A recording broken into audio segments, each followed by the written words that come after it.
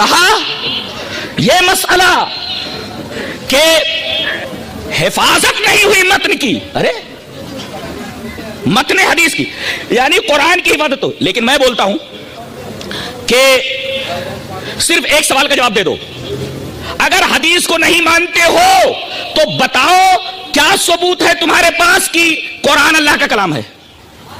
اب منکرین حدیث کیا بولیں گے کہ قرآن اللہ کا کلام ہے، ہم ثبوت میں قرآن پیش کریں گے۔ ارے یہ تو مقابلہ ہے، تحکم ہے، مقابلہ ہے، اس لیے کہ جو دعویٰ میں دلیل ہے، منطق کا ایک طالب علم جوتا اڑا کر کے سر پہ مارے گا کہ جو دعویٰ میں دلیل ہے، جو دلیل میں دعویٰ ہے، تو پاگل پنا ہے یہ۔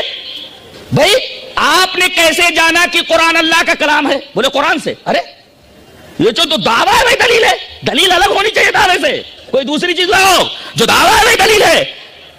یعنی اگر حدیث کو نہ مانا جائے تو قرآن بھی مشکوک ہو جائے گا کہ اللہ کا کلام ہے بھی کہ نہیں ہے۔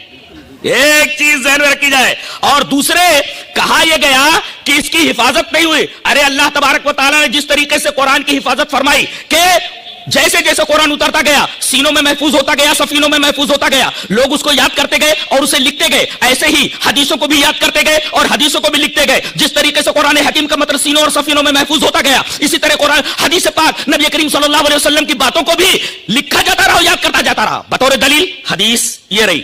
وان عبداللہ بن عمرو رضی اللہ تعالیٰ عنہ قال كنت اكتب كل شيء اسمعه اريد حفظه فنهتني قريش وقالوا اتكتب كل شيء تسمعه ورسول الله صلى الله عليه وسلم بشر يتكلم في الغضب والرضا فامسكت عن الكتاب فذكرت ذلك لرسول الله صلى الله عليه وسلم فأومى بإصبعه إلى فيه فقال اكتب فوالذي نفسي بيده ما يخرج منه إلا حق رواه ابو داؤد في كتاب العلم۔ حضرت امام ابو داؤد اس حدیث سے پاک ویسے ہی ابو داؤد شریف کتاب العلم کے اندر لائے، راوی جیسا کہ معلوم ہوا حضرت عبداللہ ابن عمر ہے۔ حضرت عبداللہ ابن عمر فرماتے ہیں کہ میں نبی کریم صلی اللہ علیہ وسلم کی ہر بات کو لکھ لیا کرتا تھا۔ کنت اکتب کل شیء اسمعه من رسول اللہ صلی اللہ علیہ وسلم، رسول اللہ صلی اللہ علیہ وسلم جو بات بولتے میں اسے لکھ لیا کرتا تھا۔ لکھنا ثابت ہوا کتاب اريد حفظه، تاکہ میں رسول کی اس حدیث کو یاد کر لوں۔ یہ حدیث بتا رہی ہے کہ حدیث لکھی بھی جاتی تھی، حدیث حفظ بھی کی جاتی تھی۔